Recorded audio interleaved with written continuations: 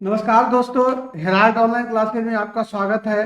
मैं आर के मिश्रा 20 क्वेश्चन का सेट दे रहा हूँ इंग्लिश प्रैक्टिस सेट के लिए, जो कि आपके वायुसेना के लिए जो तैयारी करते जाने कर रहे हैं, या जो अभी जो नौसेना एमआर की प्रैक्टिस कर सकते हैं, या बीएसएफ के लिए हो गया, या राजस्थान में बीएसटीसी की होती है, सबके लिए समान रूप से उपयोगी है। दोस्तों, अंग्रेजी एक ऐसी सब्जेक्ट है कि कुछ जो पॉइंट है वो सबके लिए कॉमन है, इसलिए जरूरी नहीं कि हर सब्जेक्ट के अलग अलग पढ़े। एक ही कंसेप्ट अगर कॉमन के क्वेश्चन होते हैं तो सभी में आते हैं, फिल इन द ब्लैंक सभी में आते हैं, सेंटेंस इंप्रूवमेंट, ऐसे कुछ पैसेज रीडिंग, जैसे सारे एग्जाम में आते हैं। तो एक ही तैयारी से आपको सारा हो जाएगा। उसके अलावा उससे रिलेटेड मैंने आपको क्वेश्चन भी प्रैक्टिस कराए, आगे भी टेंस सब भाग सबके बारे में आपको कराते रहूंगा। उसी के दौरान आज मैं आपको प्रैक्टिस करा रहा हूँ 20 इंपॉर्टेंट क्वेश्चंस, जो कि कुछ कहीं ना कहीं किसी कम्पिटिटिव एग्जाम में आए हुए हैं। उसमें जो पहला क्वेश्चन है, fill in the blanks with correct form of the verb the sun during the day. अब देखिए यहाँ साइंस है, बिल साइनिंग है, साइंड है और हैव बीन साइनिंग है। साइंस प्रेजेंट सिंपल टेंस को इंडिकेट करता है, बिल साइनिंग फ्यूचर टेंस में जो होता है, साइन पास्ट टेंस का है, और ये आपका प्रेजेंट परफेक्ट कंटिन्यूअस टेंस का है। अब एक चीज यहाँ जो रूल है कि किसी भी जो इंटरनल ट्रूथ होता है, जो चिरंतन सत्य का सिद्धांत होता है, वह हमेशा चाहे वो प्रेजेंट पास्ट और प्रेजेंट पास्ट और फ्यूचर किसी में हो, वह हमेशा प्रेजेंट सिंपल टेंस में ही होता है। मतलब सूरज पहले भी उगते थे, अभी भी उगे, पहले भी उगते थे, अभी भी उग रहे हैं और आने वाले दिन में भी उगेंगे। तो ये नहीं कि सन विल साइन या सन साइन करके एक ही टेंस प्रेजेंट सिंपल यूज होता है। इसीलिए यहाँ जो इसका आंसर होगा साइंस होगा। मतलब सूरज हमेशा दिन में चमकते हैं, इस ढंग से हो गया। और इसका मैंने एक दो और एग्जाम्पल भी आपको दे दिया हूं कि जैसे the sun rises in the east, अब ये तो ध्रुव शब्द है, इसको आपने चेंज नहीं कर सकते। उसी ढंग से दूसरा है the earth moves round the sun. You always, तो इससे जितने सेंटेंसेस का और भी एग्जाम्पल देते रहेंगे, वो आपको हमेशा प्रेजेंट सिंपल टेंस में ही रहेगा। ठीक है, तो क्या हो गया है कि कोई भी ऐसे वाक्य जो चिरंतन सत्य है या सिद्धांत का बोध हो, ऑनेस्टी द बेस्ट पॉलिसी, वो हमेशा यही रहेगा, उसको चेंज नहीं होगा। इसलिए पास्ट प्रेजेंट और फ्यूचर तीनों में एक ही टाइम का बोध कराता है। इसलिए यहाँ जो सही आंसर होगा कि the sun shines in the day. Identify the tense in the sentence given below. I have noticed this trait in many actors. यहाँ ट्रेट का मतलब विशेषताएं होता है। मैं आपको थोड़ा थोड़ा इंग्लिश स्पेलिंग मीनिंग भी समझाते रहूंगा कि कुछ दिस ट्रेट मतलब कुछ ऐसी गुण है कि सभी एक्टर्स के पास होते हैं। तो आई हैव नोटिस्ड, अब देखिए कि हैव अगर लगाया जाता है यहां से, देखिए तो प्रेजेंट परफेक्ट टेंस का रूप है। प्रेजेंट परफेक्ट टेंस का क्या होता है? Subject plus has, have plus V3। ठीक है, तो यहां आई है सब्जेक्ट हो गया, हैव है और नोटिस्ड है। तो पास्ट तो हो ही नहीं सकता, क्योंकि पास्ट के लिए अगर आई हैड होता, नहीं आई नोटिस्ड होता तो पास्ट होता, आई हैव नोटिस्ड होता तब पास्ट परफेक्ट होता, और आई नोटिस होता तब प्रेजेंट सिंपल होता। लेकिन आई एम नोटिस्ड है, तो इसलिए इसका दूसरा उत्तर होगा, तीसरा उत्तर होगा प्रेजेंट परफेक्ट टेंस का है। बहुत ही सरल ढंग से और कॉमन चीज मैं आपको समझा रहा हूं, और एक क्वेश्चन आते हैं और आए हुए हैं। आइदर ही और आई मिस्टेकन। अब जो रूल है कि आई के साथ एम का प्रयोग होता है, ही के साथ हीज का प्रयोग होता है। लेकिन जब दो सिंगुलर सब्जेक्ट आइदर और से जुड़े हुए हो तो नजदीक वाले वर्ब के अनुसार होता है। तो नजदीक देखिए ही और आई, हाँ तो नजदीक क्या है? आई नजदीक है, तो आई नजदीक है, तो इसीलिए आई के लिए यहाँ एम का योग होगा। तो ही, आइदर ही और आई एम मिस्टेकन होगा। नेक्स्ट क्वेश्चन है, fill in the blanks with adjective given in the bracket using the correct degree of comparison. जब भी कोई सेंटेंस एज से शुरू होता है, एज के साथ और अंत भी एज से होता है, तो उसमें कंपैरेटिव डिग्री का मतलब कि सुपरलेटिव में कंपैरेटिव डिग्री में एज का प्रयोग होता है। इसलिए यहाँ सिंपल फॉर्म ही is as strong as Hercules होगा। He is as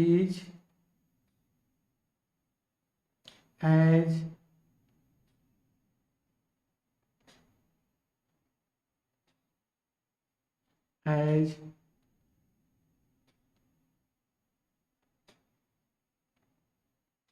Hercules.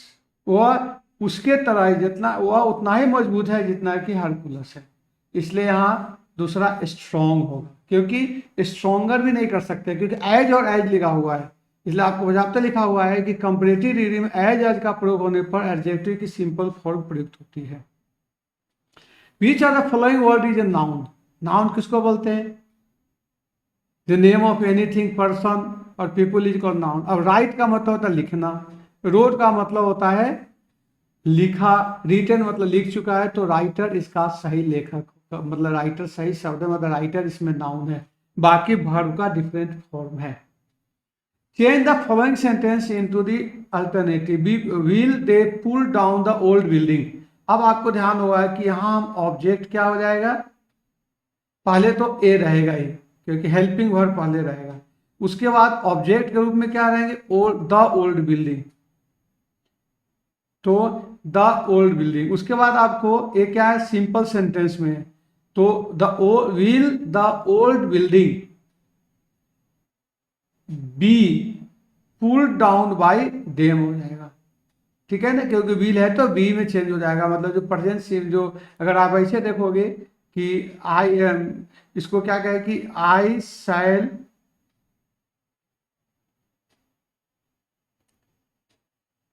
Eat a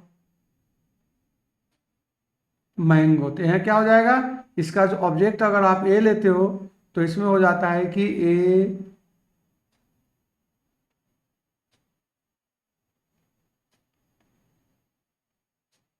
will be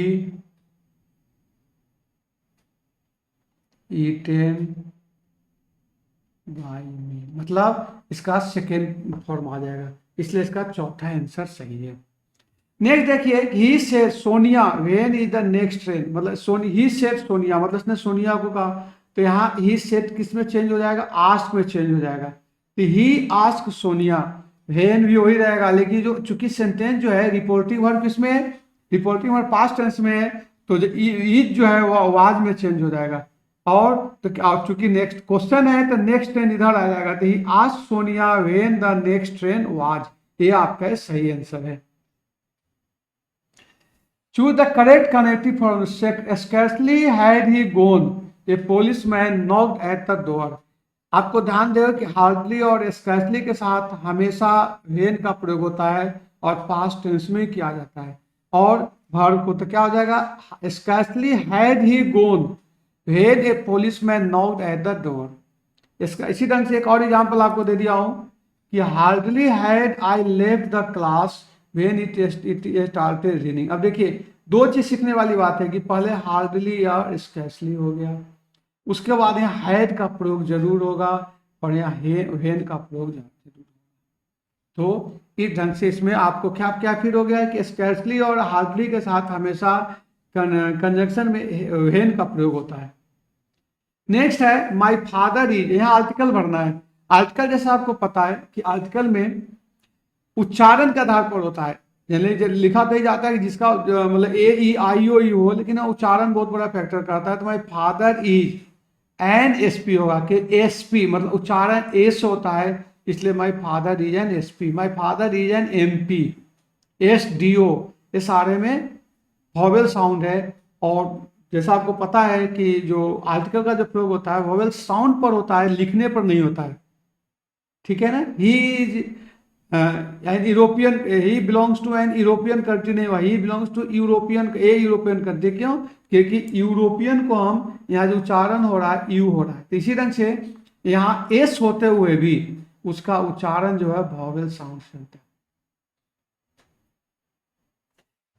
Fill in the blanks with the most appropriate preposition, choosing some people option, choosing from the option given below. Some people eat their food. अब by, with, through and from, तो with their fingers हो जाएगा। Some people eat their food with their fingers. With का प्रयोग, अब देखिए दो sentence है, मतलब प्रीपोजिशन जनरली यूज होता है, विथ का प्रयोग भी होता है।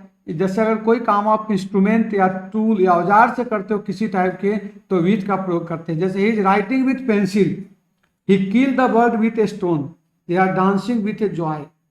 लेकिन बाई का प्रयोग कब होता है? एजेंट के किया, जैसे the tiger was killed by a Amar, the essay is written by me with pen, the snake was killed by Ram with stick. तो यहाँ जो भी सेंटेंस है इसके साथ यहाँ इस ढंग से यूज होगा। The tiger was killed by Amar, the essay is written by me. क्यों?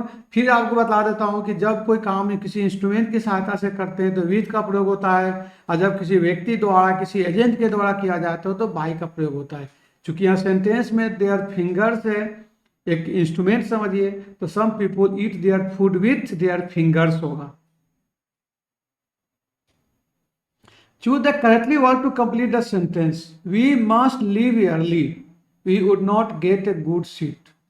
यहाँ एक कंडीशनल सेंटेंस है। We must leave early, otherwise we would not get a good seat. हम अगर जल्दी वहां नहीं पहुंचेंगे तो मुझे अच्छी सीट नहीं मिलेगा। हाउएवर का मतलब तो भी होता है, मतलब we must leave early however we not get a good seat, ये भी सही, लेकिन सही अदरवाइज होगा। मोर ओवर तो हो ही नहीं सकता है, अनलेस हो ही नहीं सकता है, तो आपको सबसे सटीक जो है वह अदरवाइज है। Which of the following sentences contains an error? Every boy and every girl in our goes to। अब देखिए एक सेंटेंस है, यदि कोई सिंगुलर नाउन एवरी और के साथ जुड़ा हुआ हो तो वर्ब जो होता है फर्स्ट पर्सन होता है, इसीलिए यहां गोज होगा। What I say and do are none of, ठीक है। Bread and butter have gone to this, the majority of the student contain error, तो पहला हो गया इसमें। जैसे each boy and each girl was, each man and each women has, इसमें has होगा। The comparative degree of the little, बहुत important question है कि लिटिल का कंपैरेटिव डिग्री लिटल लिटलेस्ट नहीं होता है, इसको अधिकांशतः स्मॉलर एंड स्मॉलेस्ट के रूप में यूज किया जाता है, इसलिए आपका जो कंपैरेटिव डिग्री होगा वह स्मॉलर होगा। जैसे गुड बेटर बेस्ट होता है इसी ढंग से, लेकिन यहाँ वो नहीं होगा। In the following sentence 4 words phrase are given, choose the one word which phrase means appropriate to standard written English. He advise each of them to look after their own interest in this matter. He advise each गलत हो गया, all करके आगे तो क्या लिख रहा है? Of them to look after their own interest in this matter, तो ही एडवाइज ऑल का प्रयोग सही है इसके अंदर।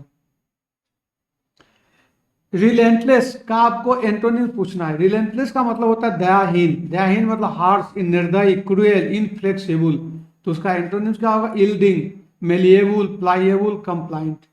मर्सीलेस जो होता है उसका मतलब होता है, इसका अगर बेरहम होता है तो एंटोनिम दयालु हो जाएगा। इसी ढंग से इनसिसिव का जो मतलब होता है वो होता है तीक्ष्ण होता है, तो इसका antonym weak, kind and gentle हो जाएगा। अब मोनोटोनस बहुत इंपॉर्टेंट वर्ड है, मोनोटोनस खूब यूज करते हैं, इसका स्पेलिंग भी ध्यान रखिएगा कि MONOT, मतलब मोनोटोनस का जो स्पेलिंग, ऐसे स्पेलिंग भी आते हैं MONOTONOUS, मोनोटोनस। मतलब क्या हो गया? मोनोटोनस का मतलब हो गया कि नीरस, बिल्कुल बिल्कुल, तो उसका अपोजिट क्या हो जाएगा? इसको आप सिनोनिम्स करना चाहो तो डल भी हो जाएगा, नॉट इंटरेस्टेड।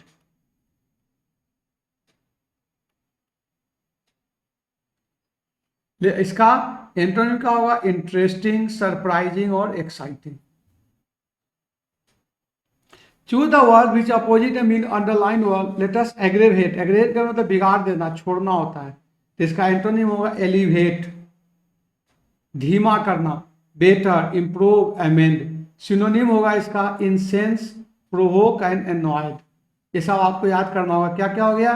एग्रेवेट का जो हो गया बिगाड़ देना या छोड़ना होता है, जिसका एंटोनिम होता है elevate, better, improve, amend. Synonym होगा इंसेंस, प्रोवोक, एनॉयड। एप्रिशिएट का मतलब होता है प्रशंसा करना, इसका एंटोनिम होगा डिवैल्यू एंड डिप्रेशिएट। और सिनोनिम का मतलब होता है वैल्यू, मतलब इस पर मतलब आदर करना। एक पैसेज है जिससे कि 3 क्वेश्चन आए हुए हैं, इस पैसेज को पढ़िए और क्वेश्चन समझिए। To forgive an injury is often consider to sign of weakness. मतलब क्या हुआ, किसी को बार बार माफ करना भी एक कमजोरी की निशानी है। It is actually sign of strength, लेकिन शास्त्रों के अनुसार एक कमजोरी नहीं है, यह माना जाता है, लेकिन सही में क्या होता है, एक अपना स्ट्रेंथ होता है। It is easy to allow oneself to carry away by resentment and hate into act of vengeance but vengeance, but it takes a stronger character to restrain these passions. The man who forgives an injury proves himself to be superior to the man who wronged him and puts the wrongdoer to the same. To forgive an injury एक proverb है जिसका मतलब होता है कि strength होगा। क्या really sign of किसका, क्योंकि आपको लिखा हुआ है, देखिए यहाँ to forgive injury of the constructive weakness, लेकिन है क्या वास्तविक रूप से, यह साइन ऑफ स्ट्रेंथ है। नेक्स्ट इससे है द एक्सप्रेशन पैशन। पैशन का मतलब है पेशेंस, जुनून रखना, कि उसके पास बहुत पैशन है, वो कोई काम करो तो पैशन के साथ करो, do any work with passion. तो इसका जो यहां हो जाएगा feeling bitter and hating someone. Phrase carried away, carried मतलब ले जाना, दूर किया हुआ। तो एक सेंटेंस का आप समझने की कोशिश कीजिए। It is allow oneself to carried away by resentment and hate to act of engine, मतलब दूर ले जाना। और लास्ट जो क्वेश्चन आपका है, वेनिजेंस का मतलब होता है प्रतिशोध या बदला लेना, ठीक है ना। इसका सिनोनिम क्या होगा, revenge, counter stroke and retribution. और इसका एंटोनिम क्या हो जाएगा, सिंपैथी। उसके बाद पार्डन, माफ करना, एंड फॉरगिवनेस, दयालुपन। मर्सी का मतलब होता है humanity, grace and forgiveness. Torture का मतलब होता है यातना करना, torment, suffering and tribulation. Antonym Joy, health, comfort and relief. Violence का मतलब हिंसा होता है, जिसका मतलब अटैक, टेररिज्म एंड क्रूएलिटी। और एंटोनिम इसका काम, नाइसनेस, पीसफुल एंड सरेंडर है। ये इसका आपको एक जो प्रीवियस ईयर क्वेश्चन है और कुछ अपने इंपॉर्टेंट क्वेश्चन को लेके मैंने आज आपको फिर 20 सेट का क्वेश्चन बना के दे रहा हूँ। आशा करता हूँ कि आपके इसके ये फायदा होगा। और दूसरी बात है कि जो आपको प्रैक्टिस करा रहा हूँ उससे आप एक चीज खोजने की कोशिश करें कि अगर आप तैयारी करते हैं तो कहाँ कहाँ कमी हो रहा है। अगर आपका कॉमन एयर में कमी होगी तो मैं आपको कॉमन एयर का अलग से क्लास लेकर सही कर दूंगा। अगर वोकेबलरी का होगा तो मुझे करना तो सब कुछ है, लेकिन अपने आप को भी वीक पॉइंट पकड़ो कि कहाँ आपका ज्यादा प्रॉब्लम हो रहा है, उसको और अच्छा से करें। आशा करता हूं कि वीडियो आपको पसंद आएगी। कृपया इसको आगे भी लाइक और शेयर करें। Okay, thanks. जय हिंद, जय भारत।